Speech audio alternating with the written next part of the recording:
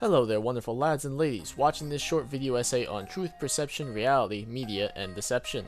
Sounds interesting, doesn't it? Well, it can be, and it also can't be, so don't blame me if you get bored. I'm trying here.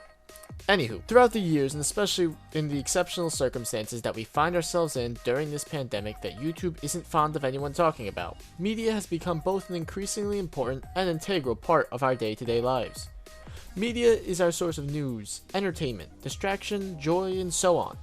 And with it being so integral, we are bound to take such things for granted, such as its validity.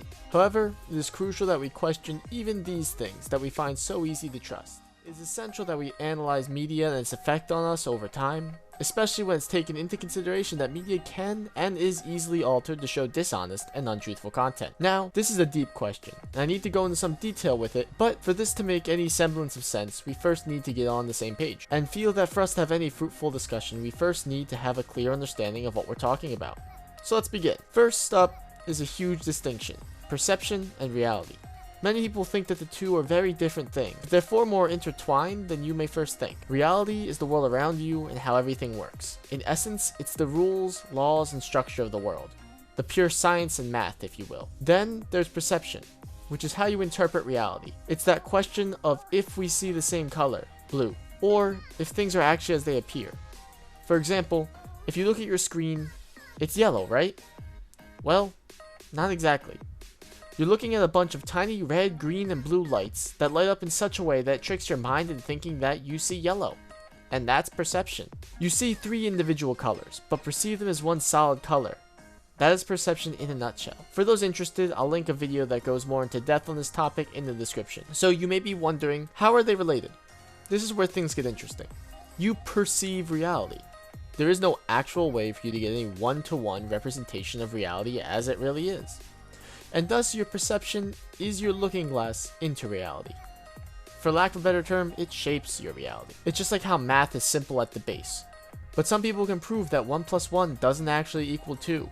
That infinity is a real thing, or that imaginary numbers exist. And it all still works. Your perceptions shape your reality into a separate version of reality, exclusive to you, that still works just like that math or the color yellow. So next up is truth. So, what is truth? Truth is what can be proven as factual. Some may see it as an aspect of reality. It is true that fire is hot, and it can be proven. Though this too is not absolute. Perception can shape reality, and therefore it can shape truth. For example, some individuals lack the pain receptors to feel pain from heat or at all. So while fire may be so hot it hurts, or a punch in the gut may truly hurt you, for them it doesn't, and that's their truth. Perception is a powerful thing that can alter virtually anything, from color to pain, to what can be heard and seen in some serious mental illnesses. Though perception affects everyone, regardless of mental health, what affects perception? Perception is built on your biases and experiences in life in combination with how your body works, the hormones and chemicals within you, and the way your body is just wired up. And your perception is not stagnant. It's always evolving and changing with each new experience. And what we're focusing on here is media. Media is a very powerful tool that lends itself incredibly well to creating and strengthening biases. When we speak of media in this, we aren't speaking about any one kind, unless otherwise specified, but rather media as a whole. And all media has a large effect on perception. TV series, movies, and video games that keep the viewer in their worlds for long periods of time, or over the course of multiple months or years, have lasting impressions on those who view them, teaching them and leaving them feeling as if they'd experienced what the characters within them have, and growing attached to various characters, causing them to feel some kind of way when specific events happen on screen. This alters perceptions, and has over the years. The same can be said for books, comics, art, short videos, pictures, and even music to varying extents.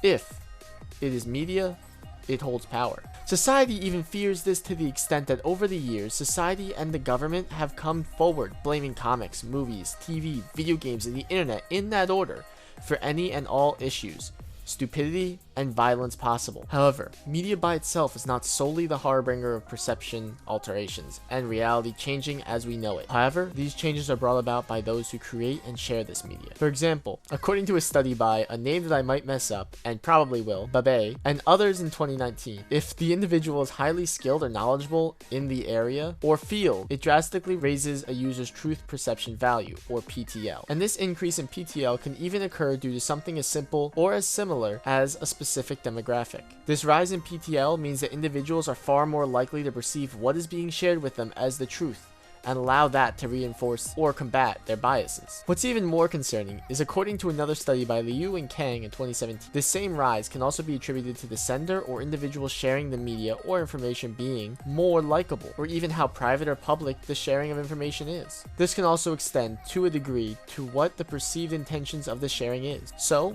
in essence, if you know what you're talking about, are likable, and share with the right amount of publicity, what you're saying is virtually guaranteed to be taken as fact. This is obviously not how that works, but it does play into it. Oh, and you also have to be trusted to a degree and be on a platform that's trusted and sending out information that's being sought and is also reasonably believable. You can't just run outside and scream that the world will end and have everyone throw on their tinfoil caps immediately. I'm working to simplify these things, but they are far more complex than I'm letting on. Now I hear you, casual viewer or fellow classmate, being forced to watch this, wondering why any of this matters and wishing this video would end already. I hear you, but first, let me explain. Obviously, no one takes a simple video, movie, or video game as just true, but there are various editing and screenwriting techniques that allow visual media to get through to your subconscious where it is processed as believable. You don't walk out of Avengers Endgame thinking that old Rob D. Jr. is actually dead, but you're still crying, and that's because the editor did his job, and not only made the movie believable, but also made the editing invisible. The media, as according to Wretchless,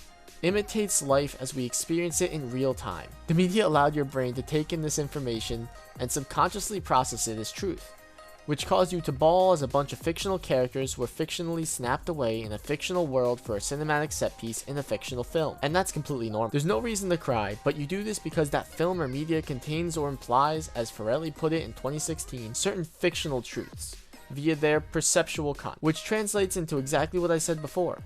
The film itself is believable, and its characters are relatable, and are processed as such subconsciously. These methods for visual media also have their counterparts in all various types of media, from music to photography as well. All of this culminates in issues we've seen over the years, such as how Photoshop has altered our perception of reality and beauty, tricking consumers into buying into an unattainable standard of beauty and attractiveness, angering many who feel that these images are supposed to carry accurate information, and by those who aren't sure what images are and aren't accurate representations of their subjects. Look around at media, and you'll see the unobtainable standards that many compare themselves to on a daily basis, and attempt to attain the futile effort to meet that standard, which for some can lead them down a path of self-hate and depression. One of the most recent issues that are occurring in relation to the media's effect on how we perceive truth is deepfakes. Deepfakes are videos altered with a series of programs utilizing AI to make it look like the subject of the video is saying and doing things they did, and these deepfakes are fairly believable. This media and media like it can start to blend in with what is true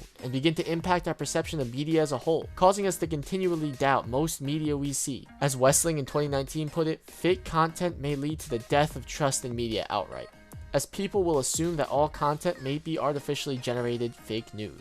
Seeing this fake and altered media repeatedly over time will eventually start to impact how we perceive reality and media, and will begin to shape society by altering our perceptions of truth itself. Today, we are in the middle of a global pandemic, and restricted to our homes. Media and the internet is ever prevalent, and even now, more so than usual. We need to trust in the only resources we have, and Appleby Arnold and his fellow researchers said it best when they said trust or distrust will not only impact what source of information will be sought, but also whether or not a specific tool for information seeking is adopted at all. Without trust in media, we have no method of maintaining a flow of information and communication. It's like a house of cards, and once perception and/or bias falls, so too does the entire house. Thank you for watching, and I hope you enjoyed and that you may have learned something from this video. I know I didn't per se offer any solutions, but I feel like getting the knowledge out there and starting the conversation is a good start. In the comments section, leave ideas for how to combat situations like this and how things like this have actually affected you in the real world. There may be no clear-cut solution yet, but as cliche as it sounds, knowledge is power. Thanks again for watching. Like it if you did, don't if you didn't. Now get out of here before I keep talking.